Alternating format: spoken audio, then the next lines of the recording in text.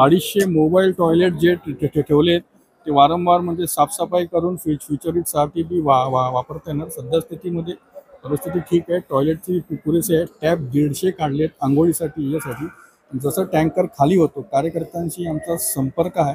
जसं कोणी सांगितलं टँकर खाली झालं हे झालं आणि आमचे बी प्लंबर आमचे junior engineer sectional engineer deputy engineer बी साईटवर जसं काय लागेल त्या हिशोबाने अनुषंगाने रिफिलिंग करणं टॉयलेट धुणं जेटिंग मशीन आणणं साफसफाई करणं व्यवस्थित सुविधा पुरवणं जसे अडचण येणार नाही जातीने आम्ही लक्ष देऊन काळजी घेतो.